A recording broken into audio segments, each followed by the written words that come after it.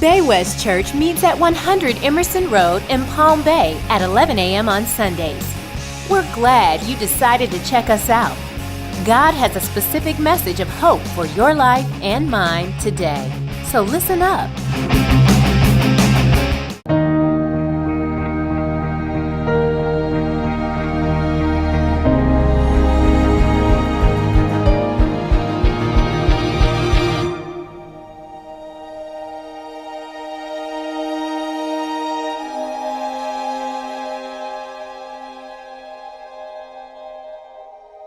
All right, we're at the end of our vow series. For all you single people out there who thought you needed to ditch it, I hope it's been valuable.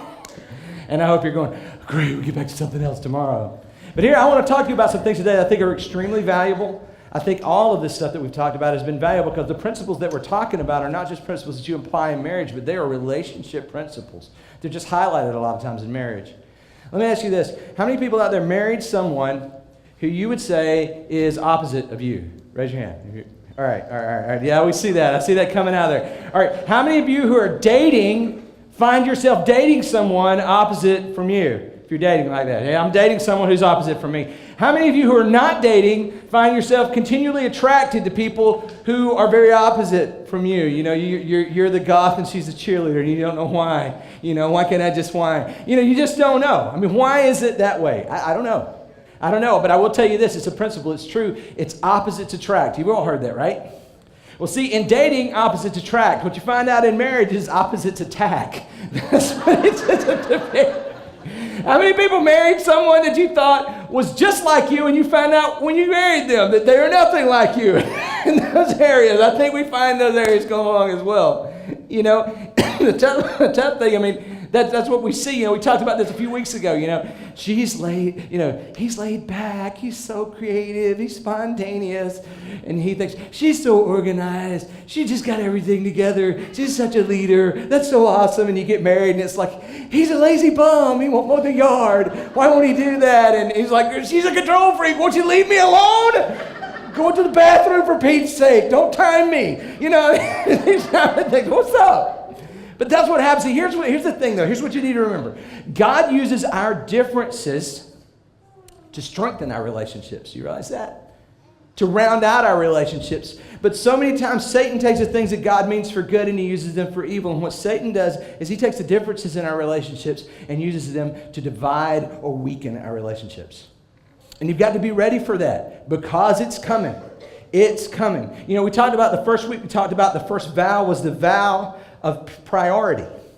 And it says, I promise that God will be my one and my spouse will be my two. In other words, I'm not looking to find the one, you know, that's going to complete me. I already know who that is. That's God. And we talked about you can't find the one to complete you in another human being because they can't provide level one things. If you put someone in the number one spot in your life, you're going to expect level one things like joy, fulfillment, happiness, all of those type of things, purpose, protection. They can't provide that to the level that you're designed to get it from God because God is the number one and he can only be that way. And it doesn't work that way if you put your spouse or someone you're dating or someone else in the number one spot because that's meant to be occupied by God alone. That's his own special seat. And if you put the weight of number one things on a person who's supposed to be in the number two spot, you're going to damage your relationships and it'll break. And that's what happens. With vow of pursuit, I promise I will always pursue my two. We've been in Genesis 2:24, like one verse, the whole series. And it talks about when we leave and we cleave or we're united. We're talking about what what that word shows is like, it's like you are in a state of continual pursuit of your spouse. You realize that?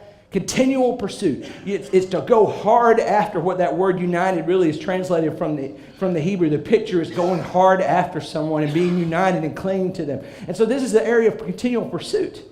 You know, we're good at pursuing what we don't have, but can we pursue what we already have? That's the thing that we have to remember in marriage. And then this week, you know, we're going to actually deal with two vows today. You know, and the first one is they're so closely related. You can't really separate them. You know, because one feeds into the other, as a lot of these do, but these two especially. The first one I want to talk about today is the vow of partnership. And what that means is, I promise that our marriage will be about we and not about me. Now just digest that for a second. You know, the great bit, a bit of premarital counseling that I got. You know, I told you guys, I shared you guys before. Katie and I, we went through premarital counseling with our pastor, and I don't want to beat on Gary because Gary's cool. But, you know, it was just the same thing he said twice, and there's really no two things I remember. He said something and gave us a book, and he came back and said the same thing and gave us a book. But they're really the two things that I remember from that are very valuable. The first one I talked about is, you know, really has to do with the opposite thing. He said how the things that attract you to your spouse or to someone you're dating, in a relationship with, someone who attracts you to those things, it'll be the flip side of the coin of that characteristic will also be the very thing that drive you nuts about that person. That's the first thing, the flip side of the coin thing. The second thing was this. This is a picture of how you should consider marriage to be. And I think this is a really good one. It says, look, he looked at me and said, Jim, if you will forget about your rights and you will focus 100% on protecting Katie's rights, and Katie, if you will forget about your rights and you will focus 100% all your energy on protecting Jim's rights, then everybody's rights are taken care of and no one's selfish. That's the picture of what we should see in marriage. But that's hard. You know, and I'm here to tell you, after 20 years, I'm still trying to work that out. You know, it seems so simple in principle. Oh, that's great. I can put that on Twitter. That's really awesome. But how can I do it? You know, it's very difficult. You see that? It's hard. It's hard after all these years. That's a difficult thing to do because 9 times out of 10, you're going to find this out. Very few fights start about we. They usually begin with me. It's a me problem. It's a me thing. It's me I didn't get. My right didn't get taken care of. 90% of your fights are going to start right there. And they're already off in the beginning because you're pursuing the wrong end. You're pursuing the wrong end. You know, we spent the series in Genesis 2:24, and today is no different. We're going to end there as well. Genesis 2:24. This is why a man leaves his father and mother and is united to his wife, and they become one flesh. Now, if you're not a Bible scholar and you're trying to desperately follow and find in your word, no big deal. Don't worry about it. We'll have the verses on the screen. You know, Facebook Live, if you're out there, no worries. There's actually a link on our Facebook page, if you can get to it, Facebook page. And you can click on it, and it pulls up my notes in the YouVersion Bible app. I don't care how you read the Bible. Please just read a correct one. That's all I ask. Just do it. I don't even roll your scroll. I don't care what you need to do. If you're on our online campus, there's a little tab over to the right, and you click, you know, Bible, and there it is, you know, and all my notes and everything as well. So you can follow along. Matt's already, you know, I talked to a guy, Matt, this morning. He's already like reading ahead on my notes, and I'm like, come on, man. You know, he's sending me correction notes. No, he's not. I'm kidding. He's not doing that. He's not doing it. But anyway, so we're talking about this united. See, he is united to his wife. Really, that's a spouse is united to their spouse. You know, and what Matthew actually records, that's a partnership. That's a coming together. That is the partnership there that it is. And see, Matthew actually records where Jesus has quoted this verse, and he actually expanded on it. Now, you know, I'm going to be honest with you. This verse may be hard for some of us to hear, okay? And let's just talk about the elephant in the room sometimes in church, okay? Magically, some of us in here have dealt with the pain of divorce. All right? There's nothing awesome about that, I know. But this is not, but what have I said from the day one, okay? Everybody in this place has regrets in their past or things that didn't work like we hoped that they would, and we carry the scars and damages of life. This series is not about turning around and beating us up for the things in the past. This series is about taking a line right here in the timeline of my life, and I'm looking forward about how can I progress forward and change the things that I can change, which is my future, not my past. So when we talk about things today, there's some things that may sting because the truth is every one of us in here have friends that went through, or family members that went through, or we're going through it, or we went through it, or maybe we went through it more than once, and the pain is still there, and it's fresh, and it's new, and it's easy to, you know, when you get close to it, it hurts, and it's hard to focus. I know that. That's the reality of living in a sin-filled world. But this series is not about beating that up. It's about moving forward. So when we look at what Jesus said in Matthew 19, he says, haven't you read, he replied, that at the beginning the Creator made them male and female and said, for this reason, I always think it's funny. We talk, in our culture today, and I'm not trying to beat up on the fluid gender idea right there, but God said made a male and female, and for that reason, for this reason, a man will leave his father and mother and be united to his wife. They tell me Jesus didn't say anything about it. He doggone sure did.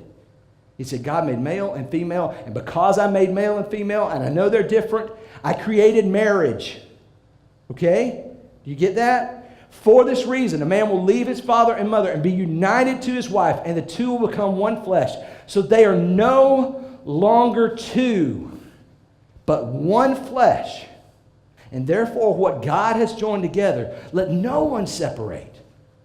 When I use the picture, is two, you talk about opposites. You get some milk and some chocolate, some liquid chocolate, and you pour that together into one vat. It's hard to pull that back out. Have you been able to let go in the molecules with your little molecule spoon and just dip all the chocolate molecules out?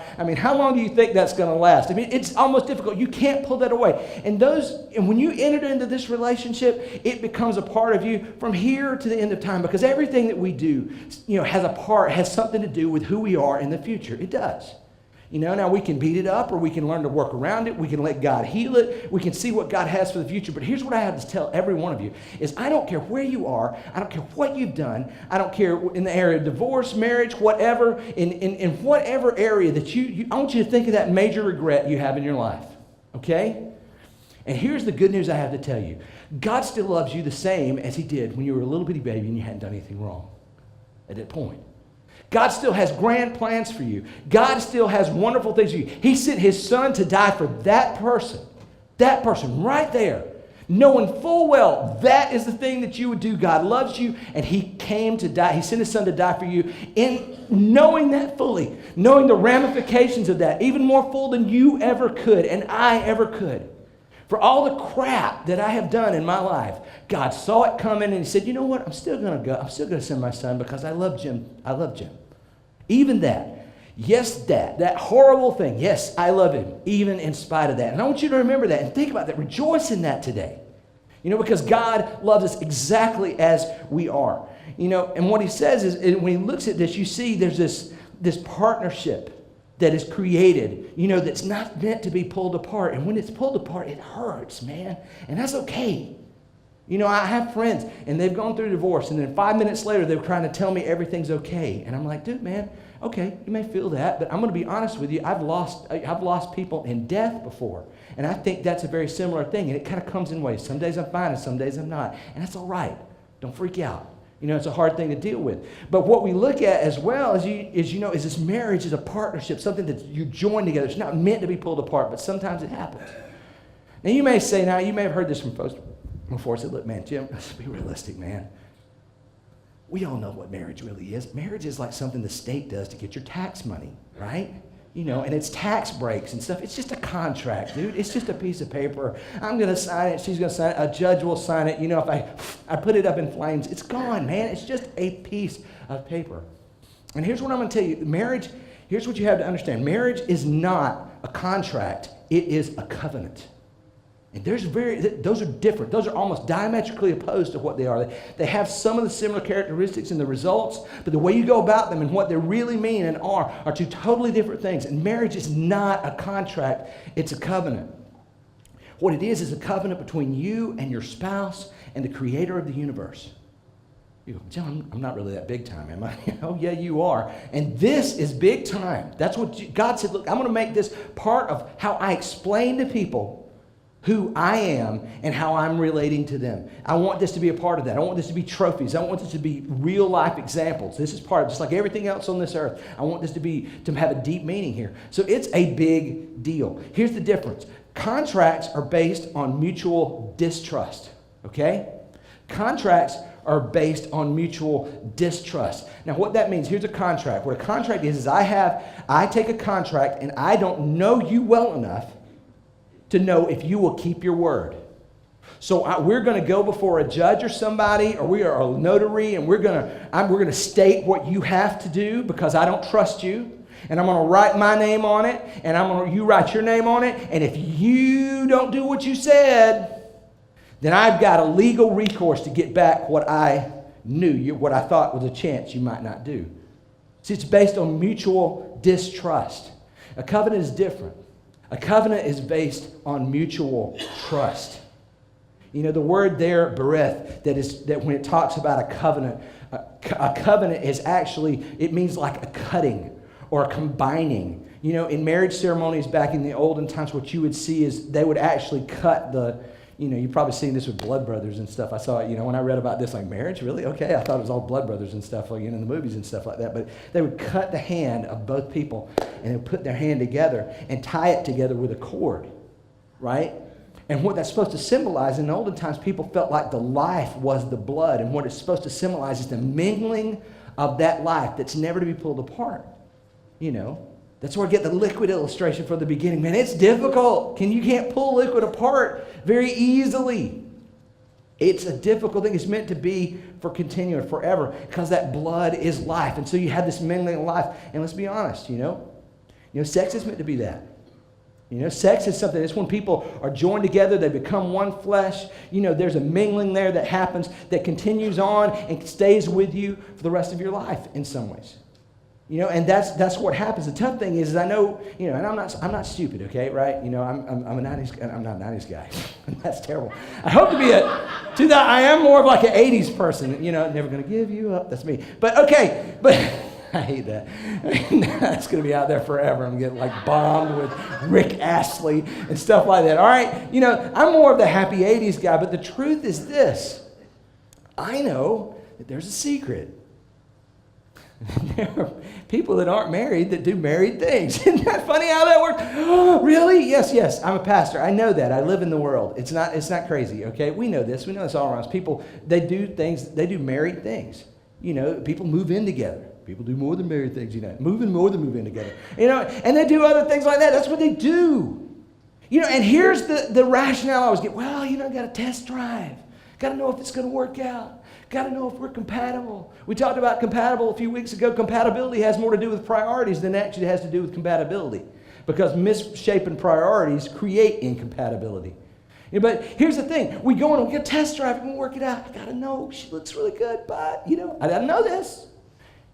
But here's what happens, okay? Well, you're pretending to be married, right? Because that's what it is. You're pretending. You're checking it out. You're test driving it. You're pretending to be married. If something doesn't work, what happens? You move out, no harm, no foul. It's over, right? We break up. It's through. But here's what I want to tell you. You think you're test driving marriage, but really what you're doing is you're practicing divorce. And here's what happens. And I wish it was not this way, okay? This is not something I'm not going, yay, I'm glad it's this, and I'm making a point. No, that's what I mean at all. Look, when the marriage struggles, when things go south and stuff gets hard, we as humans tend to fall back on what we've practiced and the practiced behaviors of our lives. And if we practice that, we create a situation where, look, hey, it happened. I survived. Maybe it'll happen again. And it's okay. And I can do it. And things were never meant to be that way. Let me tell you something about what covenants are marked by as well. See, they're also marked by two things. And you can write this down. Godly leadership and mutual submission. He said that word. Submission. I knew he was a hillbilly from Alabama and all male domination. Look, I am not a hillbilly. I am a redneck. We don't have hills in Alabama. All right? Thank you very much. Okay, we cleared that burning question up. Okay. But look, submission. Here's the thing you got to talk about submission. Everybody that downs submission forgets one huge giant thing. They like to lop off one verse where God talks about submission in marriage. And it's Ephesians 5:21. It's right where he starts to talk about submission. And what he says is submit to one another out of reverence for Christ. The beginning of submission is not one person submitting to the will of another. It's two people saying, I'm going to submit to what you have for me. And what God is saying through the Apostle Paul there, is what he's saying is, look, he said, I'm about to tell you something. It's going to take your love for Christ to cause you to submit to. And that should be the reason. And there's a reason. I only want that to be the reason that you do this, because I want you to do this to honor me. And what he begins to talk about is, look, okay, the husband is the head of the marriage, and it talks about the wife should submit there. And we always stop there and we say, oh, that's all about authoritarian male domination. Right? No, it's not.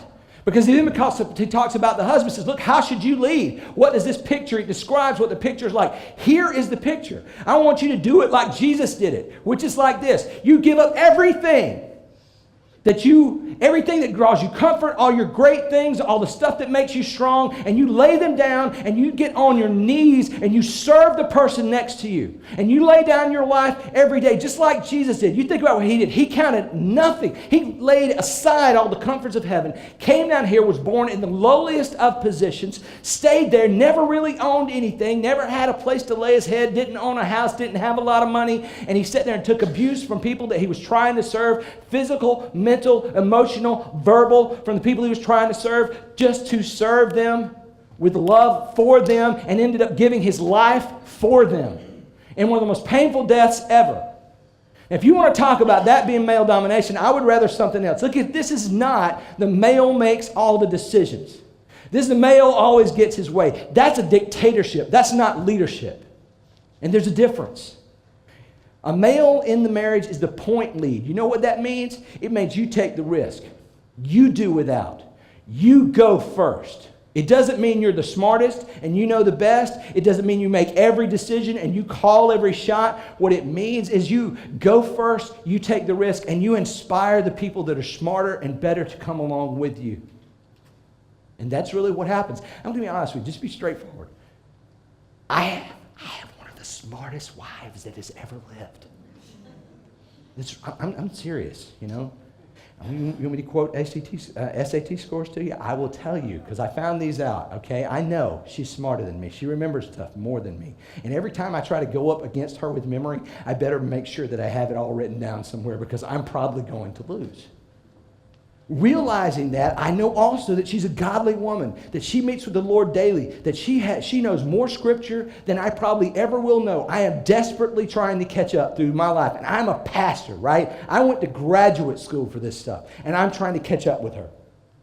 I would be a fool to think that I need to make every decision and call every shot, and it always needs to be my way when I say it right there. That's stupid.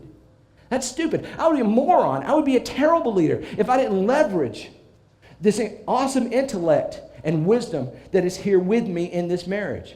I'm the point lead of this campus. I don't make every decision on this campus. Most of you leaders know when you come to me, I'm trying to push it off on you. Please, no, you just go do it. I don't know. You're in the middle of it. Make it, please. Just make it right. I don't know. You're asking me, and Bruce will tell you, I sat in there going, oh man, what do I need to do? I don't know. They know more than me. But if I say something, they're going to try to, no, you just do it. Most of the time, you're just inspiring people to move beyond and become more than what they could have been before. That's what a leader is supposed to be. And that's what a leader is supposed to be. A man's supposed to be in a marriage. You're supposed to set the tone. Let me ask you this, men. Are you the one leading your family out in the morning to church? Are you the first up asking, reading the word and asking who God is? Do you hit the ground trying to set the spiritual tone for your kids? Are you the one making sure that we go to a life group? Are you the one making sure that your kids are taught spiritually? And I'm going to tell you something. You don't have to be a Bible scholar to teach your kids spiritually or biblically.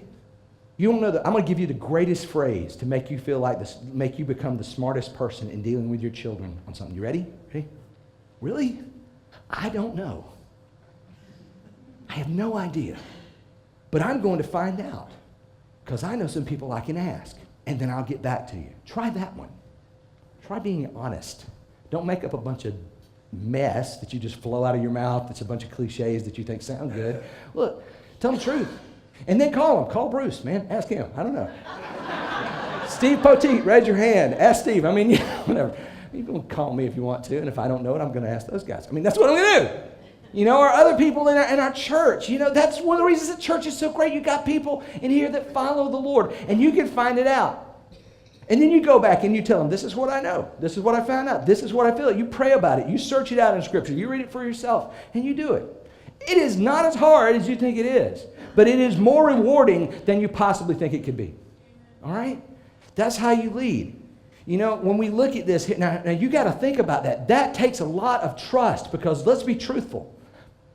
Men have destroyed the reputation of being a leader in a lot of ways. There's a lot of people that have been authoritative and they have abused it and they have misused it and they have hurt people. And maybe you're here and you feel the sting. When I say that, you know, because I lived it.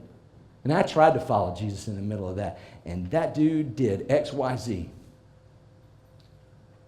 And it's difficult. It takes a lot of trust, which is why the second vow is extremely important. Okay? And we talked about in Genesis 2:24 again. It says, that is why a man leaves his father and mother and is united to his wife, and they become one flesh. And the verse right after it is extremely important that people kind of miss a lot of times. It says, Adam and his wife were both naked, and they felt no shame. All the middle school boys are like, he said naked in church. Yes, I did. Naked. You know, naked. They were naked, and they felt no shame. Now, what does that mean? See, they were out there. Everything was okay. They felt no shame. You know what shame means? The word shame means to feel completely worthless. You realize that? That's what that Hebrew word means. And they felt not worthless. They were naked. They were all out there. Our culture, shame is a big word, right? You body shame me. You parents shame me. You breastfeeding shame me. You this shame me. You whatever. I mean, there's a shame. We stick it on everything. And anytime somebody feels bad, they shame me. Don't you shame me. That's a big deal. Well, see, here's a problem. We're just going to get rid of all the shame. Here's the problem with the way the world goes about it. See, in Genesis 3:7-10, the serpent tricked Eve into eating the fruit. Like Jake said, probably with Adam, standing right there beside her, not being a point leader, not doing anything, probably using her as a guinea pig. I liked your thing where it said, Jake said that we preached a few weeks ago, he said he was probably standing there seeing if it really would kill her. Because God said, it'll kill you, you'll surely die. So I'm going to wait and see using her as a test case. If she eats the apple and doesn't die, maybe I will eat the apple. I don't know. Whatever it was, he wasn't doing what he should be doing. He wasn't stepping out, taking the risk. He wasn't out in the front. Okay? And so anyway, so what happened is they both ate of the fruit. And what happened? They knew immediately that they were naked and that they were ashamed and they were afraid. And what did they do? They hid from God. Here's what happened when sin entered. That moment sin entered the world. That's the time that people said, no, I'm not going to do it your way, God. I'm going to do it this way. When sin entered the world, shame followed right behind it. Now, in our culture, we think if we just get rid of all the rules, and we get rid of any kind of stigma and any kind of stereotype and all this type of stuff, that we'll get rid of shame. You will not, because as long as there's sin in the world, shame is going to be there in some way. You're just moving deck chairs around on the Titanic. It's really what you're doing. Shame is what Satan, I love this. I heard a pastor say, shame is Satan's tool to connect your identity to an act. Think about it. I did this. Think about that thing way back we talked about. We were talking about all that thing way back in the back. You know that you're thinking God can't love you because of. You've got that act back there, that thing you did, that task, that something, that somewhere. You messed somebody over, you did something wrong, you took something, you did something. I don't know what it is. Man, I did that, so I am terrible. That's what Satan does. I'm going to tell you something. Here's the trick, What God means for good, Satan uses for evil. Here's what God uses. God uses shame to disconnect your act from your identity. To disconnect the identity from the act.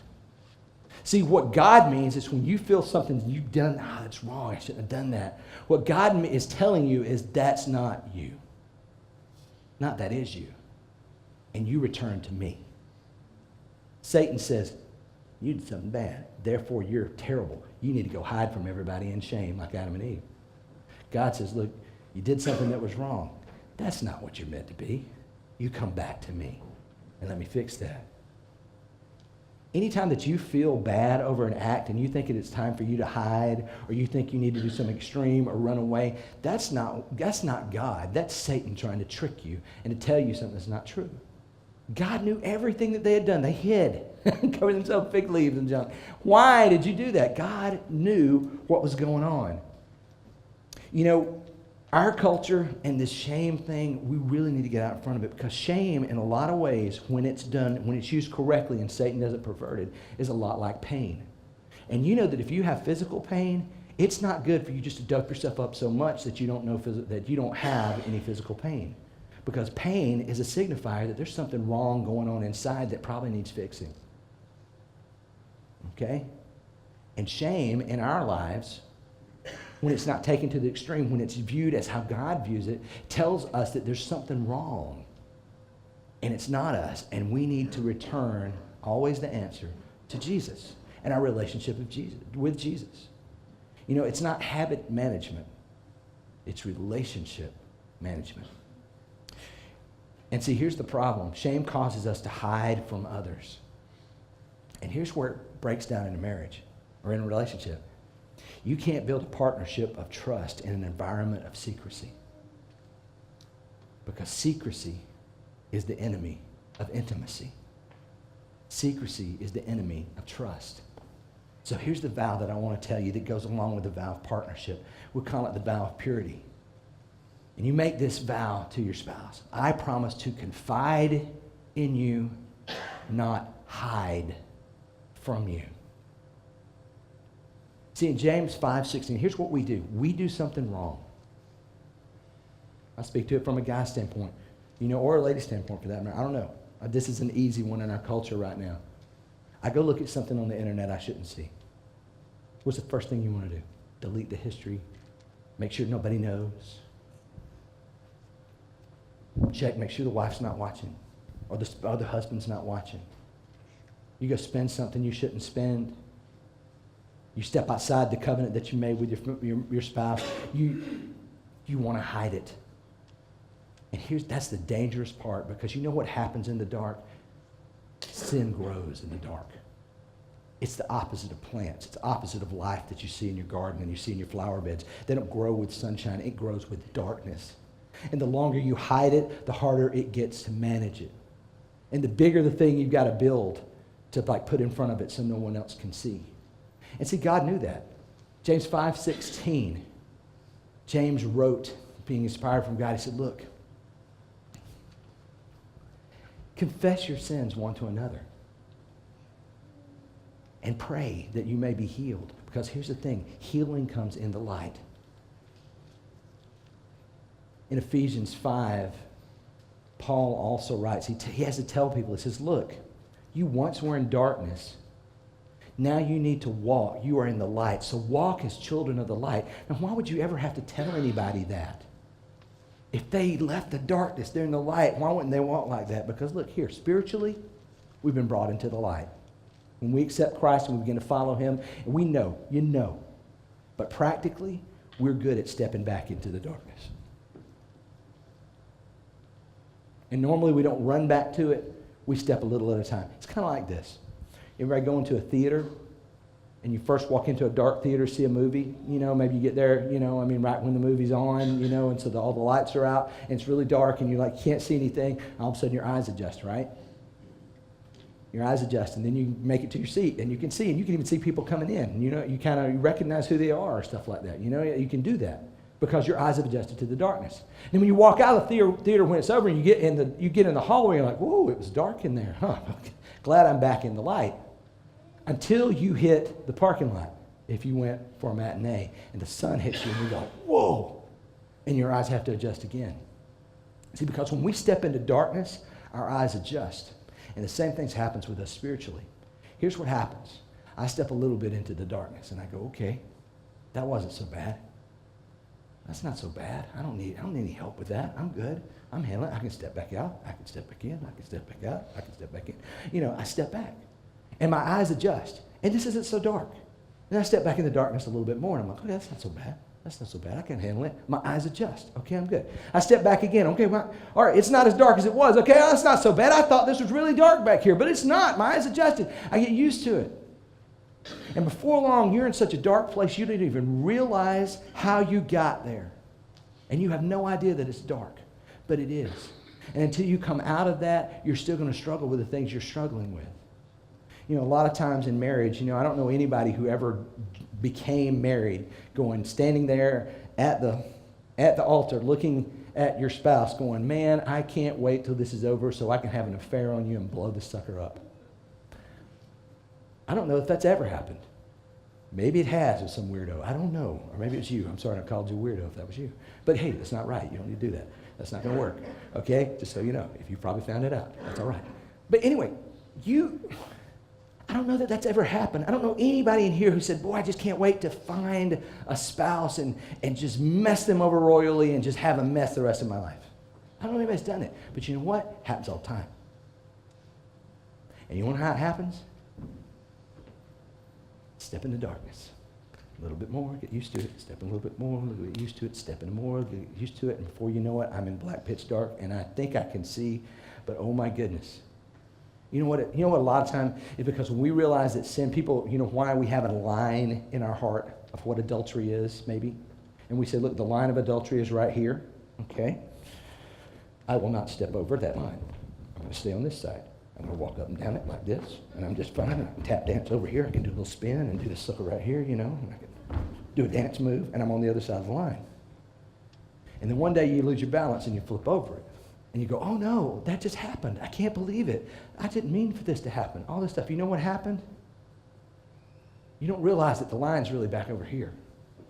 Jesus said, if you look at a woman lustfully in your heart, you've committed adultery. You know why he said that? Not because he's crazy and he thinks you. What he means is you've already begun that path.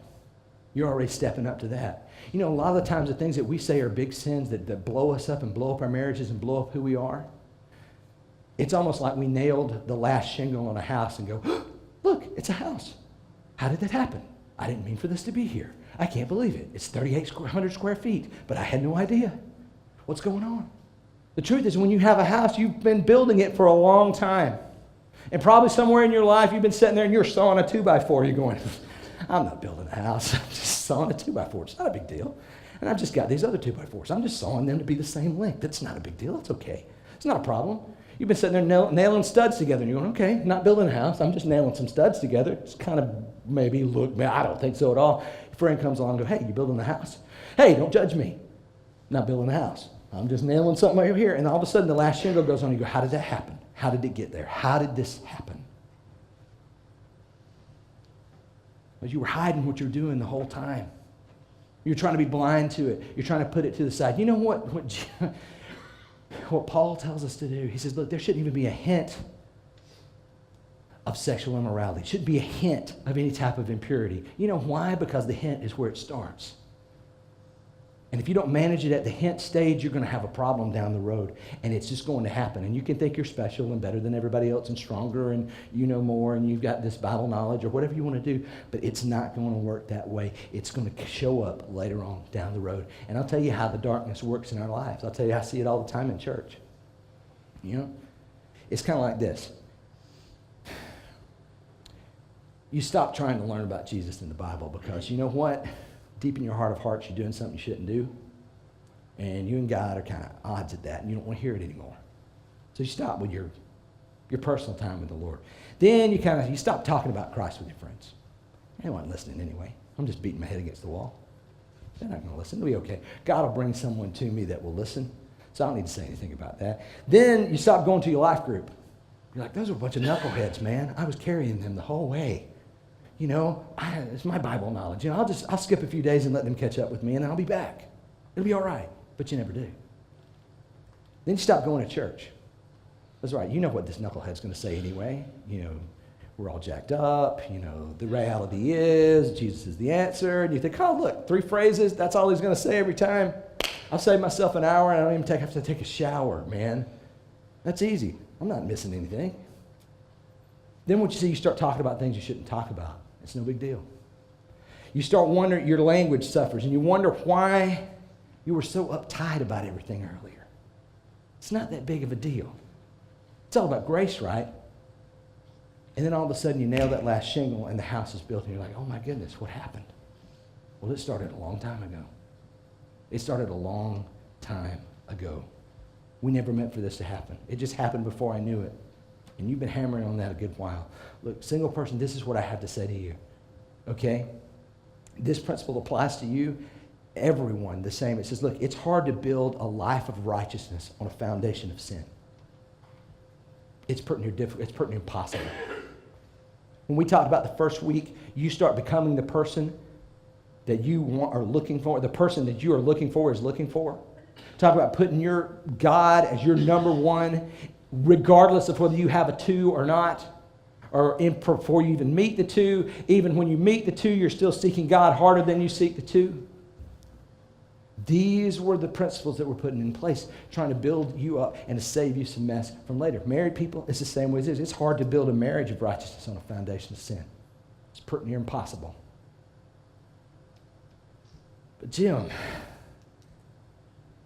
it's just me. I'm just doing it by myself, and nobody knows what's going on. I'm not hurting anybody. Guys, it's like I told a guy this week. I said that lie is built on a gross misunderstanding of what sin is and who humans are. Every choice that we make affects the person that we are. And every choice that we make affects who we are. It changes how we interact with someone else. And we pass that on. And every time we've interacted, we've changed who we are by the decisions that we make. And if we choose sin, we choose that. It changes a part of who we are. And what happens, it changes that person. Then that person, it changes what they're affected. It changes all these things around them. That's how it works. And before you know it, we're bouncing. You want to know why the world's in such a mess? It's because all of us sinful people, me, you, everybody, have been carrying this around, infecting each other for thousands of years. And you see, it's like a virus that mutates at every contact. And you see, but here's a great thing. Jesus is the answer for every bit of it. He's the only thing that can deal with it. And it's just as simple as turning around to him and saying, you know what, you're right. I'm not doing so hot at this. I need you. Tell me what you need me to do. I'll follow you. And that's it. That's where the healing begins. That's where you come out of the darkness. But I'm going to tell you, if you stay in the darkness, you'll never get to healing. You're just going to stay there. Because look, you've confessed to God for forgiveness. You confess to others for healing. And if you're someone who's lingering around in the darkness and you've got something going on that you really don't think anybody else knows and you think you've got it under control, let me tell you something. You do not. It is laying in wait and growing bigger. And it will get you one day. Find someone that you trust, that you know loves Jesus, and you pull them aside and say, hey, this is what's going on in my life. Will you pray for me? Maybe it's something you need something you have to work with. Maybe it's a struggle, it's an addiction, and you say, look, I need you to hold me accountable. Maybe you need to go to counseling. Maybe it's a bigger deal than that. Dude, just do it, man. I don't care. You know, well, counseling, that means I'm weak. No, it doesn't mean Katie went to counseling for our marriage. We went a couple times, you know. We'll probably go again at some point, you know, because we're trying to tune this up. We want this to work. I don't care what it looks like as long as we get it work. But here's what you need to do. You need to experience the healing. I'm going to tell you the most free guy that I've ever seen. I'm going to end with this. The freest guy that I've ever known was Thomas Tonkin. He was on my media team at Rush Creek. I will never forget the day he shocked the holy living daylights out of me right before the service by walking up to him and goes, hey man, I can't be on the media team anymore. I'm addicted to pornography and I've got to work this out. And he starts telling the guys around me, he's like, you know, hey, I'm addicted to pornography, guys. So I got to get out. I got to work this out. You know, I mean, we got to straighten this out. Me and my wife got to straighten this out. And weeks later, he went into counseling. He dropped a lot of stuff. He got in, and I thought, I would never tell anybody that. That's nuts, man. How could, you know, because there's a stigma with that. But he was free enough to do that. And in weeks, they went through some counseling. He found out his wife was codependent. They had some different things. They gave their testimony in church, and loads of people followed behind them and began to make changes in their life because, look, there's somebody who made a difference. They're willing to stand up and be free. But I've never met anybody that free. There was no guards. There were no guides. There were no cages. There were no elaborate schemes of constructed that you have to do to hide all these things. And if you know an addict, you know exactly what I'm talking about. These elaborate stories that always seem to happen that are made simply to hide the fact that they have a habit that's killing them and they don't want to deal with it. Or they can't. Or they want to keep you out of it. Or they're afraid of what it'll do with you. Look, and here's the thing. If you're the person that someone pulls aside, for Pete's sake, don't do this. I can't believe you did that. Please, don't. You know what? You're jacked up too in some way. And if you told them your deepest, darkest, you'd be probably crazy too. Okay? So just be crazy together. Pray for them. Do what it takes. Call them once a week. Hey, how's it going with that? But this is how we begin to experience healing. It's not that, you know, we don't come to church and become a bunch of perfect people and we hide all our sin and we're all awesome and everybody out there's crazy. That's not what's up. We're just as crazy as anybody else, anywhere else. And we've all got our stuff. The only difference is we're starting to get something done about it because we've returned and said, Jesus, please help me. I can't do it on my own. It's the greatest step that you'll ever make. The vow comes down to this. Number one, I promise that God will be my one, and my spouse will be my two. Or I promise that I will always seek the one more than I seek the two. Number two, I will always pursue my spouse. I will not work for what I don't. I will not pursue what I don't have, and when I have it, stop pursuing it. Because the minute I stop pursuing my spouse is the minute I start to lose my spouse. I vow I will always pursue my two. Number three, I promise that our marriage will be about we and not about me. And finally, I promise to confide in you and not hide from you. Imagine what would happen if we all kept those.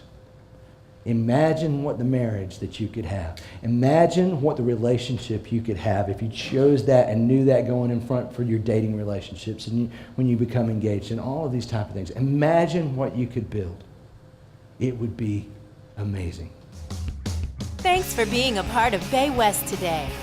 Bay West Church meets at 100 Emerson Road in Palm Bay at 11 a.m. on Sundays. Please feel free to check us out at baywestchurch.org, or you can follow us on Facebook at Bay West Church.